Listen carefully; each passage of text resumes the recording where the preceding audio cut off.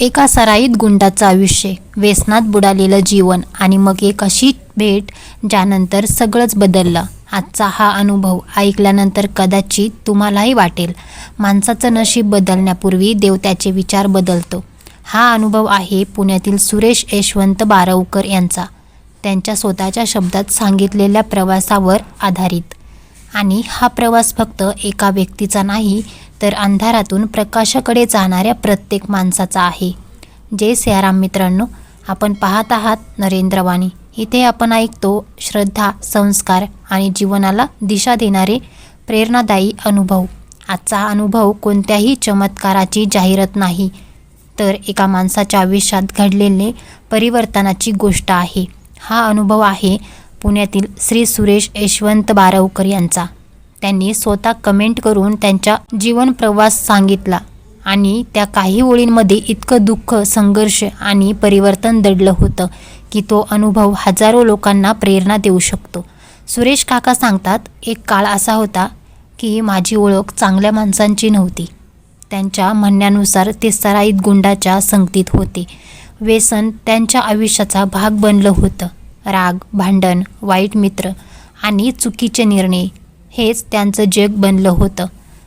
घरच्यांच्या डोळ्यात विश्वास नव्हता, समाजात मान नव्हता आणि स्वतःच्या मनातही शांतता नव्हती. बाहेरून कितीही कठोर दिसणारा माणूस असला तरी तो आतून तुटतच असतो. सुरेश काकांचंही तसंच झालं. रात्री झोप लागत नव्हती, भविष्य अंधारात दिसत होतं. आणि एक दिवस त्यांच्या आयुष्यात असा क्षण आला जेव्हा त्यांनी स्वतःलाच प्रश्न विचारला, मी खरंच जगतोय की फक्त दिवस ढकलतोय? हा प्रश्न त्यांच्या आयुष्यातील सर्वात मोठा वळण ठरला. त्याच काळात त्यांच्या ओळखीतील एका व्यक्तीने त्यांना सांगितलं, एकदा ज्ञानेशधामला जाऊन या किंवा स्वामी नरेंद्राचार्यजी महाराजांचे विचार शांतपणे ऐका.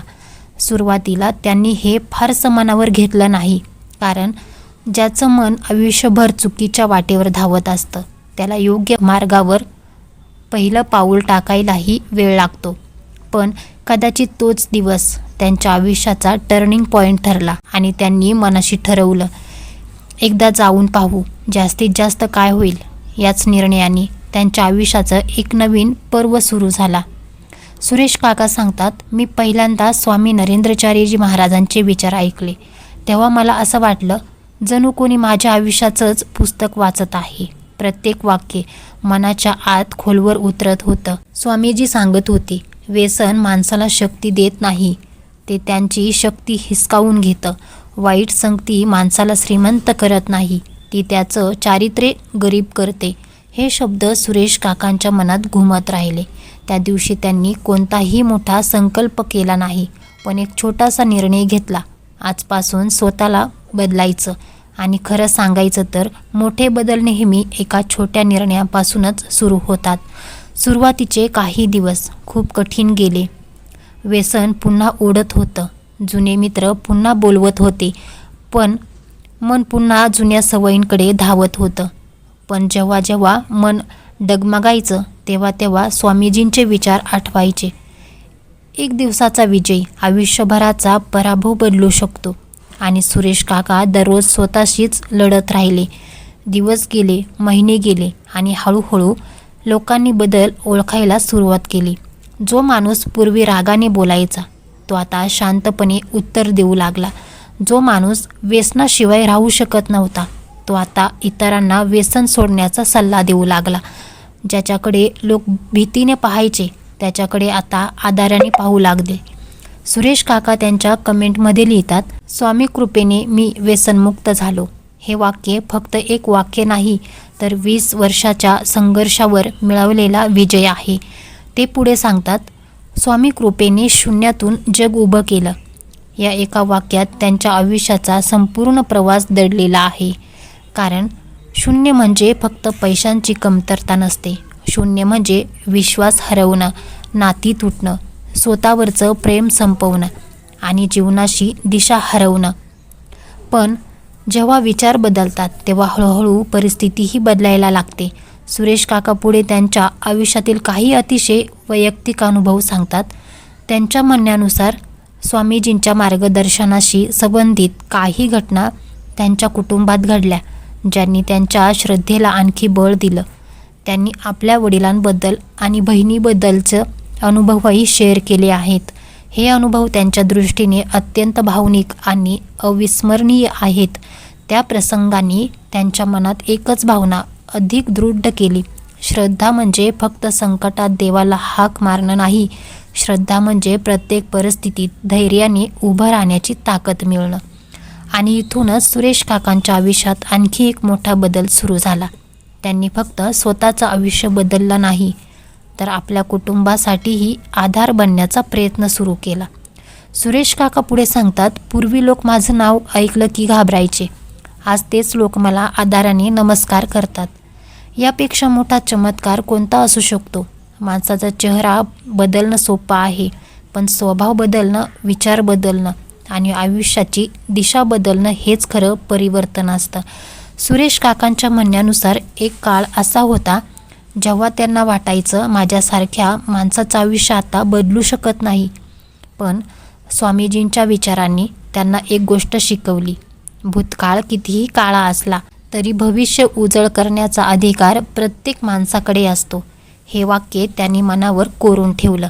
ते पुढे लिहितात, आज मी अत्यंत सुखी आहे. हे सुख फक्त पैशामुळे नाही, तर मनाच्या शांततेमुळे आहे. कारण व्यसन सुटलं, वाईट संगत सुटली, राग कमी झाला आणि घरात पुन्हा हसू परतलं. आपण अनेकदा सुखाचा अर्थ फक्त मोठं घर, मोठी गाडी किंवा भरपूर पैसा असा लावतो, पण सुरेश काकांचा अनुभव काही वेगळाच सांगतो. सुख म्हणजे रात्री शांत झोप लागणं, आईवडिलांच्या डोळ्यात अभिमान दिसणं, पत्नीच्या चेहऱ्यावर समाधान दिसणं आणि स्वतःच्या मनाला आरशात पाहताना लाज वाटू नये, हेच खरं सुख.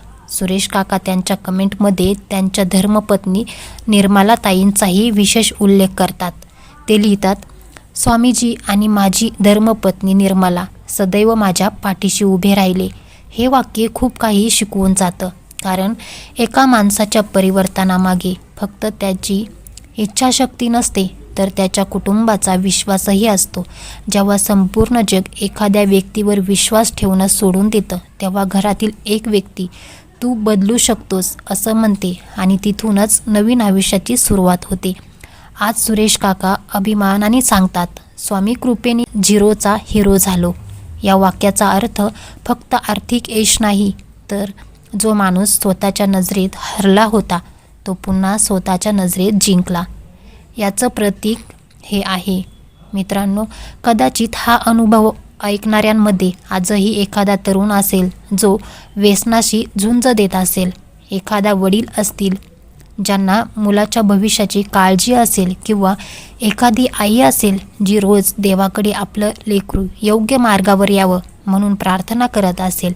अशा प्रत्येक व्यक्तीसाठी सुरेश काकांचा हा अनुभव एक आशेचा किरण ठरू शकतो.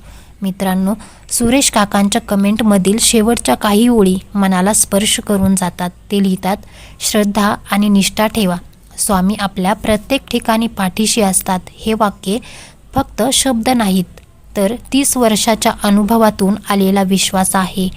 कारण जो माणूस अंधारातून बाहेर पडतो त्यालाच प्रकाशाची खरी किंमत कळते. आज सुरेश काका जेव्हा मागे वळून पाहतात तेव्हा त्यांना त्यांचा जुना चेहरा ओळखवत नाही. एकेकाळी रागाने भरलेलं मन आज शांत झालं आहे.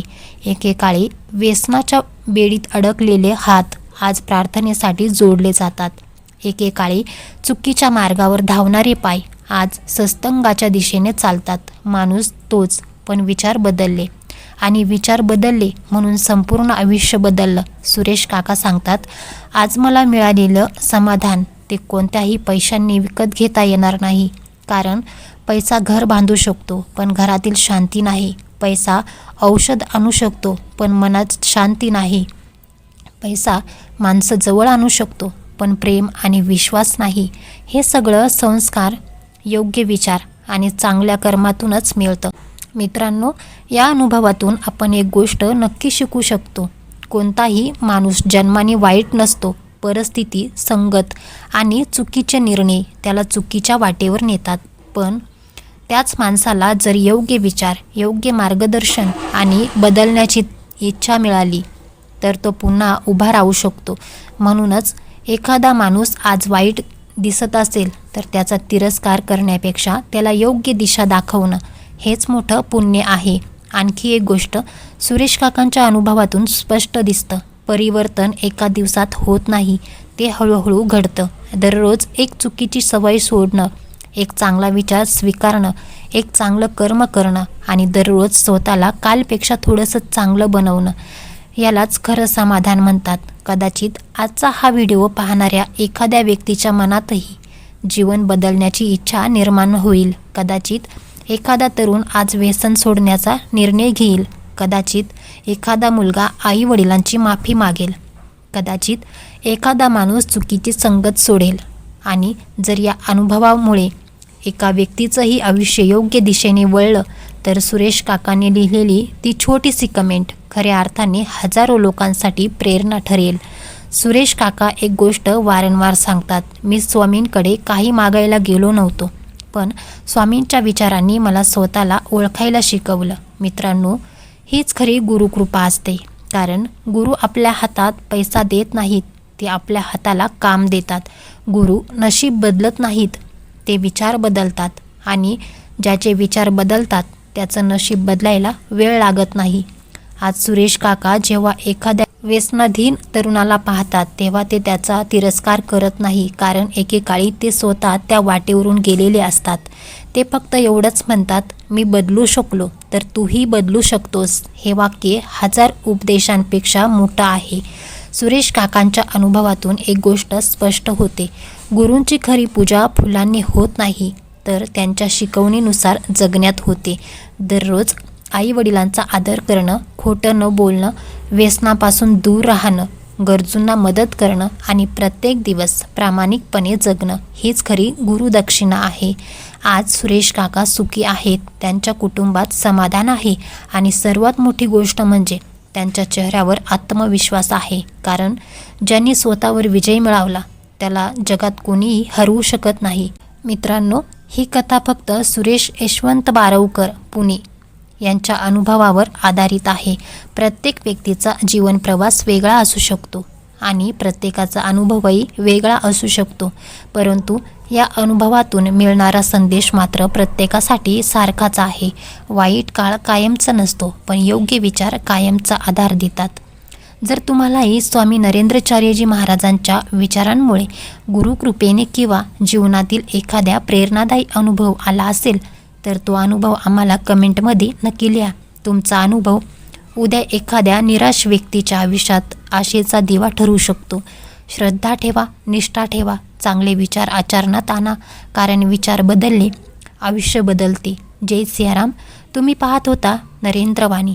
अशाच सत्य, प्रेरणादायी आणि जीवनाला दिशा देणाऱ्या अनुभवांसाठी चॅनल सबस्क्राईब करा, व्हिडिओला लाईक करा आणि स्वामी भक्तांपर्यंत हा संदेश नक्की पोहोचवा. पुन्हा भेटू एका नव्या अनुभवासह. तोपर्यंत जय सियाराम.